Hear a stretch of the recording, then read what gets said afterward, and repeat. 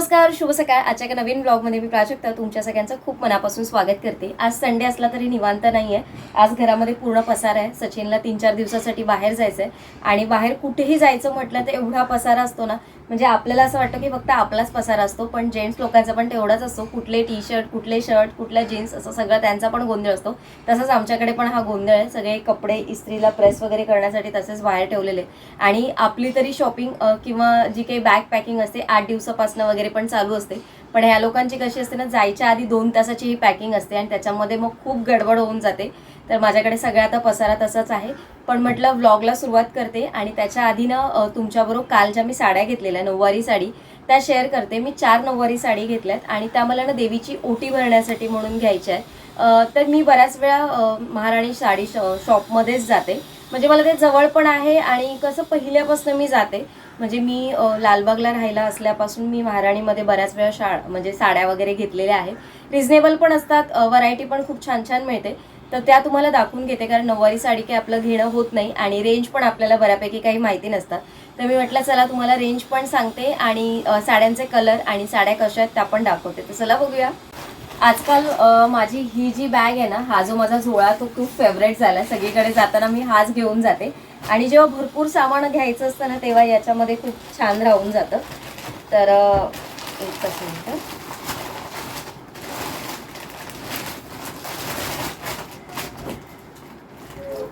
तर पहिला कलर तर आता देवीसाठी आहे, तर आपण बऱ्याच वेळा हिरवा कलर घेतोच.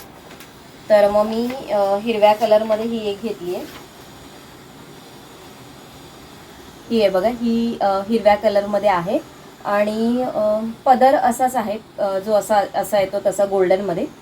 याला लाल कलरमध्ये थोडीशी अशी बॉर्डर आहे आणि आता पूर्ण ओपन नाही करू शकत मी, पण ही एक घेतली. त्याच्यानंतर दुसरा कलरमध्ये मी हा थोडासा ऑरेंज मँगो हळदी कलर वगैरे असतो ना, तसा घेतलाय आणि याच्यावरची डिझाईन ना थोडी वेगळी आहे. बॉर्डरची डिझाईन मस्त आहे, छान छोटी आणि बुट्टी बुट्टी आहे, तर छान वाटते ती पण. हा थोडासा डार्क कलर आहे पण छान आहे. तर या साडीची रेंज मला 450ला मिळालेली आहे ही साडी. म्हणजे ज्याची ही बॉर्डर थोडी वेगळी आहे, ज्याच्यामध्ये अशा बुट्ट्या बुट्ट्या आहेत. हे 450ला मिळाली आहे आणि या ज्या आहेत त्या 430ला मला मिळालेली आहे ही वाली साडी. त्याच्यानंतर अजून एक कलर घेतला आहे मी. हा गुलाबी कलर आहे. हे पण कॉम्बिनेशन सगळ्यांना खूप जास्त आवडतं, तसंच आहे. तर हा गुलाबी आहे आणि इथे जांभळ्या कलरची बॉर्डर आहे आणि हा पॅटर्न पण 430ला मला मिळाला आहे. हा बघा, हा एक आहे आणि हा एक आहे, तो लाल कलरमध्ये घेतला आहे मी. आणि हा पण 450, म्हणजे ते बुट्टी यांची सेम आहे बघा. इथे फुलांची डिझाईन आहे आणि ही थोडंसं काठ हा थोडासा वेगळा वाटला मला, म्हणून मग हा घेतला. म्हणजे 450 वाल्या मी 2 घेतल्या आणि 430 वाल्या 2 घेतल्या. अशा टोटल 4 साड्या घेतलेल्या आहेत. आता या 4 साड्या एकदम कुठे किंवा काय कुठल्या देवीसाठी हे नंतर मी तुमच्याबरोबर शेअर करेन. तर आज आमच्याकडे येणार आहे मुकुल, मुकुल म्हणजे काका काकी तुम्हाला माहिती आहेत सचिनचे. तर त्यांचा मुलगा जो बाहेरगावी असतो तर तो इथे आलेला आहे. तर तो आज जेवायला पण येणार आहे. तर आज त्याच्यासाठी स्पेशल फिश रेसिपी मी आज प्रयत्न करते तुमच्याबरोबर शेअर करायची, कारण बऱ्याच दिवसांपासनं चाललेलं तुमचं पण काही जे आपले खाणारे आहेत त्यांची पण रिक्वेस्ट होती की प्राजक्ता नॉनव्हेज रेसिपी वगैरे पण तू शेअर कर. तर माझा विचार चालला आहे की आज त्याच्यासाठी स्पेशल त्याला खायचं आहे, पापलेट खायचं आहे आणि त्याला खेकडे बोललेला, पण खेकडे तर माझं एवढं लवकर होणार नाही आणि मी काही ते खेकडे वगैरे खूप जास्त बनवत नाही, मला ते तेवढं जमत पण नाही. खेकडे वगैरे म्हणजे बनवते पण फार कमी. आणि पापलेट किंवा मग कोलंबी प्रॉन्स वगैरे त्याला खायचं आहे. तर मग दोन्हीपैकी जी काही रेसिपी मी करेन ती आजच्या ब्लॉगमध्ये तुम्हाला बघायला मिळेल. तर चला, तो पण आता तेवढ्यातच येईल. तोपर्यंत मला थोडासा नाश्ता पण करायचा आहे. आज सचिनने जिमला सकाळी जाऊन आला, त्याच्यामुळे नाश्ता पण तो बाहेरूनच घेऊन आलेला. तर तो नाश्ता करून घेते आणि मग आपल्या कामांना सुरुवात करते. जसं मी आता सगळ्या गोष्टींसाठी वेळ काढते ना, तसं मला या झाडांसाठी आता एक दिवस वेळ काढायचा आहे. पूर्ण एक दिवस मला यांच्यासाठी द्यायचा आहे. यांच्याकडे लक्ष देताच येत नाही आहे. तुम्ही मागे सजेस्ट केलेलं की प्राजक्ता तुझ्या आतमध्ये किंवा किचनमध्ये जे तू मनी प्लांट ठेवते ते थोडेसे उन्हामध्ये ठेव आणि त्याच्यानंतर मग मी ते उन्हामध्येच ठेवलेत. नाही तर तुम्ही याच्या आधी बऱ्याच व्हिडिओमध्ये माझ्या मनी प्लांट किचनमध्ये बघितलं असेल तर त्या एका कटिंग्समुळे माझ्या इथे भरपूर मनी प्लांट ग्रो झालेत. जे तुम्ही सजेस्ट केलेलं त्याचप्रमाणे मी केलं आहे. आणि तुळस आहे ना, ती पण मी इथून शिफ्ट केली कारण ती पण इथे राहत नव्हती. म्हणून मी लिली आणि तुळस या दोन जे झाड होते ना ते मी फ्रंट साईडच्या ग्रिलमध्ये शिफ्ट केले. तिथे ते आता छान ग्रो झालेले आहेत. आता किचनच्या कामांना सुरुवात करू कारण आज फिश थाळी करायची आहे. आता सचिन गेलेला आहे म्हणजे मार्केटमध्ये गेला आणि तो सिटी लाईट मार्केटमध्ये जातो. तर मी ना फ्रीजमध्ये खोबरं माझं किसलेलं होतं तर मी किसलेलं खोबरं काढून ठेवलं कारण ते थोडंसं रूम टेम्परेचरवर यायला पाहिजे होतं म्हणून थोडंसं काढून ठेवलं. आता वाटप तयार करायचं. तर मी इथे ना 2 चमचे खोबरं घेतलेलं आहे. खूप जास्त खोबरं घ्यायचं नाही. जेवढं तुम्ही खोबरं कमी घ्याल तेवढी टेस्ट छान येते म्हणून खूप जास्त घ्यायचं नाही, खोबरं कमी घ्या. 1 चमचा धणे टाकलेले आहेत. धण्याचं प्रमाण पण जास्त टाकू नका. मी ना याच्यामध्ये कैरी टाकते. याने आंबटपणा खूप चांगला येतो. म्हणजे तुम्हाला एक्स्ट्राचं कोकम जर तुमच्याकडे नसेल, म्हणजे बऱ्याच जणांकडे कोकम वगैरे नसतं, तर तुम्ही आता कैरीचा सीझन अवेलेबल आहे, तुम्ही त्याच्यामध्ये थोडीशी कैरी टाका. काही जण अख्खी कैरी पण सारामध्ये टाकतात किंवा फोडी पण टाकतात, पण मी वाटून टाकते अशा पद्धतीने. आणि एक अर्धा छोटा टमॅटो तो पण आपण वाटपाट टाकणार आहोत. थोडासा अर्धा कांदा, म्हणजे अगदी छोटा कांदा असतो ना त्याचा अर्धा कांदा. 2 लसणाच्या पाकळ्या. लसणाच्या पाकळ्या ऑप्शन आहे, तुम्हाला जर म्हणजे तुम्ही खात असाल, तुम्हाला आवडत असेल त्याचा फ्लेवर तो तुम्ही वापरा. आणि मी इथे लाल मिरची पावडर टाकली. हा आमचा कच्चा मसाला असतो, जो आई आपला मसाला असतो ना मालवणी मसाला तो करते वेळेस ना आई मच्छीच्या मसाल्यासाठी असा वेगळा मसाला म्हणजे फक्त मिरची पूड वाटून घेते. म्हणजे ती वर्षभरासाठी पुरते, म्हणजे इतर रेसिपींसाठी पण जाते आणि मच्छीसाठी असेल तर स्पेशली आपल्याला असा कच्चा मसाला लागतो तर त्याच्यासाठी तो वापरता येतो. आणि तो टाकून म्हणजे मग आपल्याला छानपैकी ते मिक्सरमधनं जेवढं बारीक करता येईल ना तेवढं बारीक करून घ्या. ते झाल्यानंतर मी आता ना कुकर लावून घेते एका साईडला. म्हणजे वाटप पण तयार आहे आणि माझं कुकर पण झालं, म्हणजे 2 गोष्टी झाल्यात. आता आपल्याला चपातीचं पीठ मळून घेणार आहे मी, कारण सचिन येईल तोपर्यंत कसं होणार आहे. आणि फिश मला माहिती आहे की तो काय आणणार आहे, कारण पापलेटला खूप जास्त मॅरिनेटची गरज नसते. पापलेट हा गोडा मासासारखाच आहे, अगदी सॉफ्ट असतो.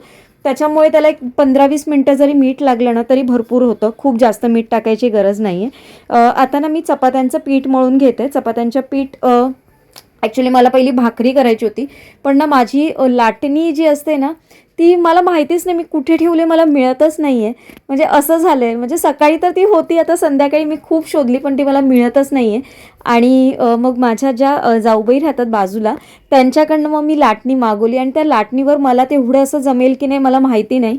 आणि मग मी ना ॲक्च्युली भाकरी मला थापून तेवढी अशी जमत नाही, तुम्हाला माहिती आहे. त्याच्यामुळे भाकरी पण कॅन्सल झाली, कारण म्हटलं लाटताना याला तर प्रॉब्लेम होईल, त्याच्यापेक्षा आपण चपातीच करू. नाहीतर याच्याबरोबर तांदळाची भाकरी किंवा आपली जी मिक्स याची भाजी असते ना, म्हणजे ज्वारी बाजरी नाचणी तांदूळ असं जे मिक्स पीठ माझ्याकडे नेहमी असतं तर त्याची भाकरी चालते, त्या खूप छान लागतात त्याच्याबरोबर. पण ठीक आहे असो. आता मला एक नवीन लाटणी घ्यायची. नवीन लाटणी घेण्याच्या आधी मला ती शोधायची आहे, ती कुठे गेली मला तेच नाही आठवत आहे. कारण बऱ्याच वेळा काय होतं ना, सचिन पण भांडी वगैरे लावून ठेवायला मला मदत करतो, तर त्याच्याकडनं ती इथे तिथे कुठे ठेवली गेली आहे का ते पण चेक करावं लागेल. तर ना काल रात्री मी सब्जा भिजत घालायला विसरून गेलेली, तर सर्वात आधी मी सब्जा भिजत घातला आहे. आणि माझ्याकडे ना कोकमाचा आघळ संपलेला आहे.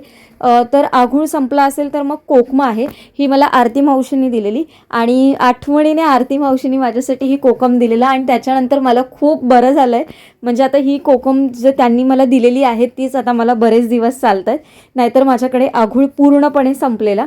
तर ही आता मी भिजत घालून ठेवणार आहे, जेणेकरून याचा आघळ म्हणजे जो आघूळ असतो ना तो निघतो. पहिले आजोबा असायचे तर आजोबा घरी आघूळ वगैरे बनवायचे तेव्हा आमच्याकडे आघूळ यायचा. हे सचिनची सगळी जाण्याची तयारी आहे, त्याचा हा पसारा त्याने रस्त्यात असाच ठेवला, रस्त्यात म्हणण्यापेक्षा मध्येच असा सगळीकडे पसरून ठेवला. पण ही बॅग पण आता मलाच भरायचे, त्याने मला काढून ठेवलं, मला बोलला तूच बॅग भर माझी. तर बऱ्याच वेळा असं तुमच्याकडे पण होत असेल, मला नक्की कमेंट करून सांगा. तर तो गेलाय, तर म्हटलं तो आता उन्हातून वगैरे येईल, तर त्याच्यासाठी म्हटलं मस्क मेलन खाऊन घेऊ, कारण आता तो पण बाहेर जाणार आहे, मग परत ते मस्क मेलन वगैरे राहून जाईल आणि त्यालाच खूप जास्त आवडतं, म्हणून मग त्याच्यासाठी कापून घेतलं. कारण संध्याकाळची तो फळं वगैरे खात नाही. मी तरी एखाद्या वेळेस संध्याकाळची फळं खाईन, पण तो फक्त सकाळचाच म्हणजे फ्रूट्स वगैरे काही खायचे असेल ना तर तो सकाळचंच खातो, संध्याकाळचे अजिबात खात नाही. त्याच्यामुळे म्हटलं ठीक आहे चला, तो येईल आता तर मग ते पण कट करून ठेवते, कारण मग राहून गेलं की राहून जाईल. आणि मग आता मच्छीचं जेवण झाल्यानंतर मग तो काही आज पूर्ण दिवस खाणार नाही. परत मग उद्याचा दिवस येईपर्यंत परत ते खूप जास्त पण ना पिकून जातात. पण या मस्क मेलनचं एक चांगलं आहे की खूप जास्त असं ना ओव्हरली हे नाही वाटत म्हणजे खाताना. नाहीतर आपले जे दुसरे असतात ना ते खूप अगदी विरघळून जातात, पण हे खूप जास्त विरघळत नाही कितीही पिकले तरी. तर आता सचिन मच्छी घेऊन आलं आहे. मच्छीमध्ये जसं ठरलेलं पापलेट आणि किंवा पॉम्पलेट असं जे असतं ते आणि कोलंबी, कारण त्याला मुकुलला तेच खायचं होतं, कारण त्याला काही कॅनडामध्ये तेवढे काही फिश खायला मिळत नाही. तो बोलतो तिथे प्रॉन्स मिळतात, मी बऱ्याच वेळा फक्त प्रॉन्स खातो पण बाकी मच्छी नव्हती खात. तर मग म्हटलं ठीक आहे चला त्याच्यासाठी मच्छीच आणू. तर छान पापलेट मिळाले, अगदी ताजे मासे होते आणि तुम्ही बघू शकता खरंच खूप ताजे होते. तर हे 2 पापलेट होते जे त्याने कट करून आणलेले. मला म्हणजे माझं असं होतं की त्याला स्टफ पापलेट वगैरे असं काहीतरी एक करून घालायचं, पण तो म्हणाला नाही, त्याला ते असे पीसेसवालं पापलेट खायचं आहे. म्हणजे त्याला विचारलेलं, मग तो म्हणाला की मला पीसेसवालं असं खायचं. तर म्हटलं मग ठीक आहे चला, मग सचिनला बोलली की तू कट करून आण, कारण हे कट वगैरे करायला विळीवरती वगैरे छान होतं, नाईफने वगैरे अजिबात जमत नाही. पण मी विळी वगैरे अशी फिशसाठी वगैरे नाही वापरत, जास्त काही मी वापरतच नाही फिशसाठी वगैरे. त्याच्यामुळे मग मला ते सुरीने वगैरे कापायला फार कमी. ॲक्च्युली आमच्याकडे फिश फार कमी केलं जातं, म्हणजे सचिनला त्याला खायचं असतं म्हणून ते फिश येतं, नाही तर आमच्याकडे फिश फार कमी येतं. आणि चिकन आणि मटन म्हणाल तर ते पण खूप कमी. मटन तर नाही, चिकन पण नाहीच, बरं म्हणजे तुम्ही म्हणा म्हणजे आता बंदच आहे जवळपास, नाहीच खात. कधीतरी जर सचिनला खायचं असेल तरच मग फिश वगैरे काहीतरी घेऊन येतो, आणि ते पण मोजकंच आणलं जातं, असं खूप वेगवेगळी व्हरायटी नाही आणली जात. त्याच्यामुळे मी तेवढ्या अशा रेसिपी तुमच्याबरोबर शेअर नाही करत. पण तुम्हाला जर आवडत असतील तर मी नक्की त्या शेअर करेन. तुम्ही मला नक्की रिक्वेस्ट करा, तुम्हाला कुठली फिशमध्ये किंवा काही असं स्पेशल थाळी वगैरे जर बघायची असेल किंवा अशी एखादी कुठली रेसिपी बघायची असेल फिशची, तर मला नक्की कमेंट करून सांगा, येणाऱ्या व्लॉगमधनं नक्की शेअर करेन. मासे मी छान स्वच्छ पाण्याने धुवून घेतलेत आणि यातलं पाणी काढून टाकायचं दोन्ही याला, आणि दोन्हीना मी वेगवेगळेच मॅरिनेट करते. जसं, आणि हे जे होते गाभोळी होती पापलेटमध्ये, दोन्ही पापलेटमध्ये, तर ती पण मी वेगळी ठेवते. गाभोळीला मी मीठ लावत नाही, कारण त्याला जर तुम्ही मीठ लावलं ना तर त्याच्या आतमधलं जे काही असतं ना ते सगळं बाहेर येतं, त्याच्यामुळे गाभोळीला कधीच मीठ लावायचं नाही. आणि कोलंबी आणि पापलेट दोघांनाही थोडं थोडंच मीठ लावायचं. कोलंबीला थोडंसं जास्त लावलं तरी चालेल, आणि पापलेटला थोडंसं कमी लावा, खूप जास्त लावू नका पापलेटला. म्हणजे माझ्या याने मी सांगते, बाकी जसं तुम्ही लावत असाल, जसं तुम्हाला नेहमी जसे सवय असेल तसं तुम्ही लावलं तरी चालेल. आणि हे एक 15-20 मिनटासाठी आपण साईडला ठेवून देऊ. आणि याच्यामध्ये ना पहिल्याच लिंबाचा रस वगैरे बरेच जण लावतात, तर मी लिंबाचा रस वगैरे असं काहीच वापरत नाही, कारण आपल्याला फक्त ह्याच्यामध्ये आघूळ लावायचं आहे. काही जण आलं लसूण पेस्ट वगैरे देखील वापरतात, पण पापलेट हा असा मासा आहे ना की त्याला काही नाही लावलं ना तरी ना तो अगदी फ्रेश असेल ना, तर नुसता तुम्ही त्याला मसाला आणि जो आपला मसाला असतो तो आणि थोडंसं जे काही हळद वगैरे लावतो तेवढंच छान होतं त्याने. तर आता सोलकढीची तयारी करायची आहे. सोलकढीसाठी मी खोबरं किसून घेतलं, त्याच्यामध्ये जिरं, 2 मिरच्या घेतल्यात, एकच लसणाची पाकळी घेतली. लसूण याच्यामध्ये ऑप्शनल आहे सोलकढीमध्ये, पण मी टाकते म्हणजे यूज करते म्हणून मी घेतलं आहे. कोथिंबीर आपल्याला वापरायची नाही आहे, कोथिंबीर आपण साईडला ठेवणार आहोत, फक्त ती आपल्याला कापून वरून टाकायची. तर ती बारीक, या सगळ्याचं ना बारीक पेस्ट करून घ्यायची, म्हणजे त्याचा ना काय बोलतात, रस काढून घ्यायचा सगळ्याचा. आता इथे आपण फोडणी द्यायची. फोडणी म्हणजे मी फोडणी देत नाही पापलेटच्या साराला, तुम्ही एकदा नक्की ट्राय करून बघा, कारण आपल्या साईडला बऱ्याच वेळा आता माझी आई लसणाची किंवा कढीपत्त्याची वगैरे फोडणी देते, किंवा कधी कधी काही फिश रेसिपीमध्ये ती कांद्याची पण फोडणी देते, पण पापलेटच्या साराला तर मी देत नाही. मी डायरेक्ट हे जे आपण जे केलेलं मिक्सरला लावलेलं वाटप आहे ते डायरेक्ट कढईमध्ये ओतलं आहे, आणि जेवढं पाहिजे तेवढं तुम्ही पातळ करा, खूप जास्त पण पातळ नाही करायचं, थोडंसं पातळ असं केलेलं आहे. आता याच्यामध्ये तुम्हाला जेवढं पाहिजे पाणी तेवढं टाका, थोडंसं किंचितचं चवीप्रमाणे मीठ टाकायचं, आणि याला छान उकळ आला की मग आपण याच्यामध्ये मच्छी सोडायची.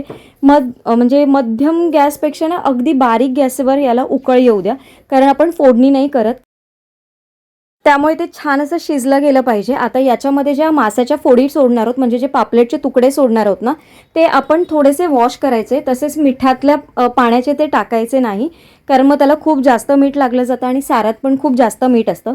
म्हणून कुठलीही मच्छी ज्याला आपण मीठ लावतो ना, सारात सोडताना ती थोडीशी धुवून घ्यायची, म्हणजे त्याचं थोडंसं जे वरवरचं मीठ असतं ना ते सगळं निघून जातं. आता इथे बघा, हे मी दूध काढून घेतलेलं आहे खोबऱ्याचं पूर्णपणे. आता सोलकढी बनवताना पण एक ट्रिक तुम्हाला सांगते. जो कुठला आपला आगूळ असतो ना, तो डायरेक्ट या दुधामध्ये ओतायचा नाही. आपण काय करतो, बऱ्याच वेळा पूर्णच्या पूर्ण जो आगूळ असतो किंवा कॅन असतो ते तसंच डायरेक्टली त्याच्यामध्ये ओततो, आपल्याला जेवढं पाहिजे असतं तेवढं. पण तसं करायचं नाही. आता आपलं मच्छीचं सार होत आलं आहे. 2 कोकम टाकते फक्त नावाला आणि गॅस बंद करायचा, थोडीशी कोथिंबीर टाकायचं आणि बस आपलं मच्छीचं सार तयार झालेलं आहे. या पद्धतीने तुम्ही नक्की एकदा ट्राय करा आणि मला रेसिपी कशी झाली आहे ते नक्की कमेंट करून सांगा. तर मच्छी आतमध्ये शिजलेली आहे, जास्त त्याला हलवायचं नाही, नाहीतर मासा तुटतो. खूप मऊ असा सॉफ्ट असा हा मासा असतो. तर आता झालं आहे बघा. आता आपण जी सोलकढी आहे त्याचं सांगते.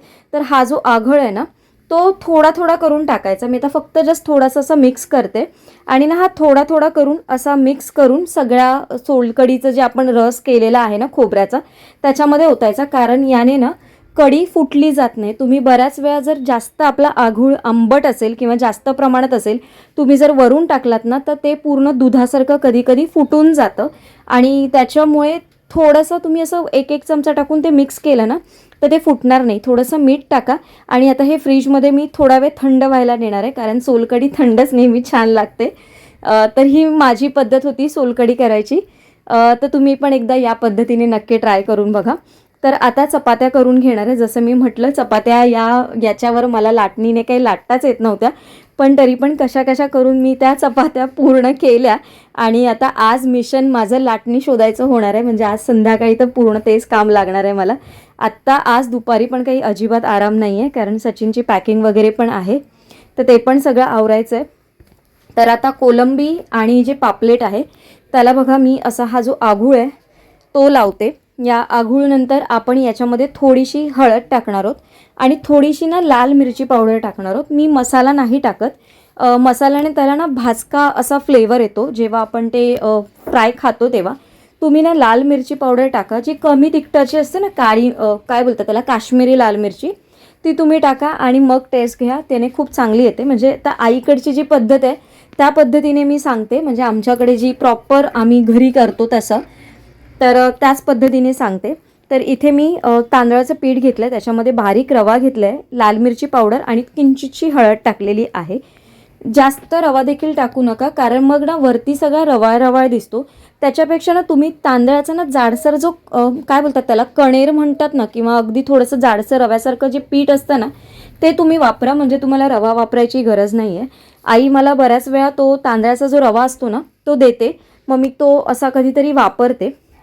तर आता हे छान मॅरिनेट परत काही करायची गरज नसते आपल्याला, फक्त मिक्स करायचं आणि मग या तांदळाचं आणि जे रव्याचं आपण जे मिश्रण पीठ तयार केलं आहे त्यामध्ये आपण ते शॅलो फ्राय करून घ्यायचे आणि व्यवस्थित पूर्णपणे लावून घ्यायचं, कारण याच्यामध्ये आलं लसूण वगैरे मी काही ॲडिशनल असं वापरलेलं नाही आहे.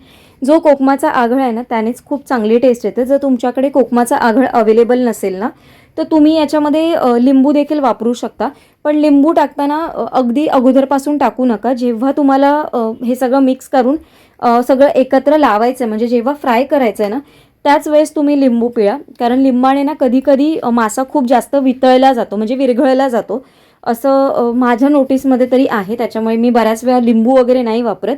फारच अगदी क्वचित माझ्याकडे जेव्हा कधी अवेलेबल नसेल आगूळ वगैरे ना तेव्हाच मी मात्र लिंबू वापरते. बांगड्याला वगैरे जर तुम्ही लिंबू लावलात तर चालेल. तो थोडासा काय बोलतात असा कुठला म्हणजे थोडासा असा सॉफ्ट माशांमध्ये नाही येत, तर त्याला तुम्ही लावलं तर. पण जसं असं पापलेट किंवा सुरमई वगैरे आहे, बोंबील वगैरे, बोंबलाला पण तुम्ही जरी लिंबाचं प्रमाण जास्त झालं ना तरी पण तो लगेच विरघळतो.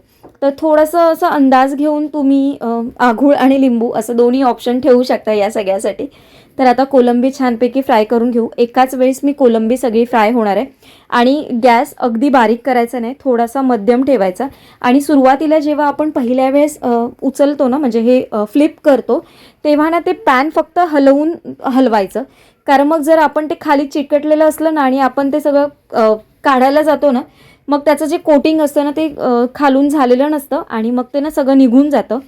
त्याच्यापेक्षा तुम्ही अशा पद्धतीने करा.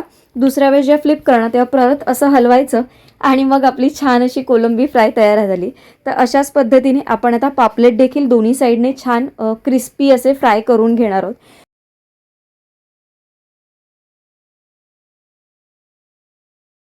आणि आता आपले पापलेट पण फ्राय करून होतील. सेम जशी कोलंबी फ्राय केली तशीच आपण हे शॅलो फ्राय करून घेणार आहोत. तुम्हाला डीप फ्राय करायचं असेल, बराचसे जण डीप फ्राय करतात, पण शॅलो फ्राय करून ते खूप चांगले लागतात. डीप फ्रायमध्ये अगदी ते ना कडक कडक होऊन जातात. त्याच्यामुळे शॅलो फ्राय केलेले मला तरी असं वाटतं चांगलं. आणि जे आपण साराचं जे मी तुम्हाला रेसिपी सांगितली ना, तर त्याचं जे वाटप आहे ना, तर ते वाटप तुम्ही आपला कोलंबीचा मसाला वगैरे जर करायचा असेल ना सुका, तर त्याच्यासाठी पण वापरू शकता. कोलंबीचा भाजका मसाल्यातलं पण खूप छान होतं. पण असा ओला मसाला म्हणजे जो मी आत्ता दाखवला तुम्हाला साराला ना, त्याच्यात पाणी वगैरे न टाकता तो ड्राय मसाला जर परतला ना आणि त्याच्यामध्ये तुम्ही कोलंबी थोडंसं कोकम वगैरे टाकून किंवा चिंच वगैरे टाकून जर केलं ना, तर ते खूप छान लागतं. तर आपली ही आता थाळी तयार झालेली आहे. माशाचं सार झालं. ही आहे इथे सोलकढी, थंडगार फ्रीजमध्ये ठेवल्यामुळे ती थोडीशी थंड थंड. आणि आता उन्हाळ्यात सोलकढी प्यावी असं म्हणतात. मला तेवढं असं माहिती नाही, पण जर माझं काही चुकत असेल तर मला नक्की करेक्ट करा. तर इथे आता मी पापलेटचे जे पीसेस आहेत जे फ्राय केलेले ते आणि कोलंबीचे पीसेस ते पण मी इथे ठेवून घेते. याच्यावर थोडीशी सजावटीसाठी आपण कोथिंबीर टाकणार आहोत, म्हणजे ती छान दिसते. आणि जी आपण चपाती केलेली ती मला फक्त थोडंसं असं वाटतंय ना, की जर भाकरी आज जमल्या असत्या करायला तर काय बोलतात सोने पे सुहागा असं काही झालं असतं. काय या सगळ्या जेवणाबरोबर तांदळाची भाकरी वगैरे असेल ना तर छान वाटतं जेवायला. तर तुम्हाला ही थाळीची रेसिपी कशी वाटली मला नक्की कमेंट करून सांगा. आणि तुमचं काही सजेशन असेल ते देखील मला नक्की कमेंट करून सांगा.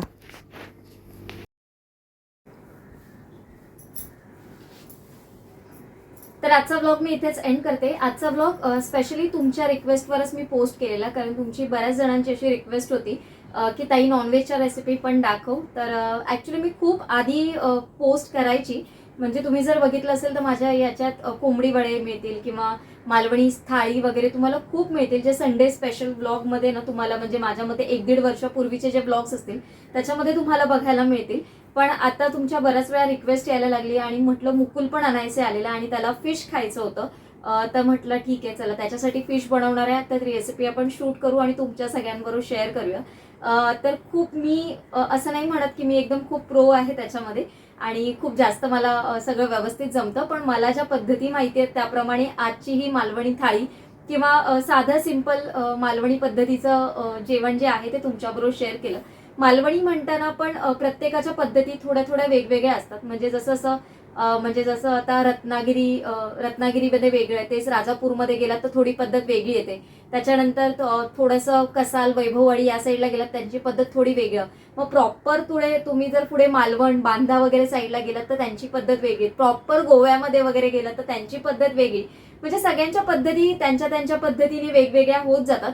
तशी माझी जी पद्धत होती ती मी आज तुमच्याबरोबर शेअर केली. आशा करते तुम्हाला आवडला असेल. आणि आजचा व्हिडिओ कसा वाटला आणि अजून काही तुम्हाला रेसिपीज बघायच्या असतील तर मला नक्की कमेंट करून सांगा. आजचा ब्लॉग इथेच एंड करते. उद्या एका छानशा ब्लॉगमध्ये भेटते. तोपर्यंत सगळ्यांना Shri Swami Samarth. Bye bye and take care.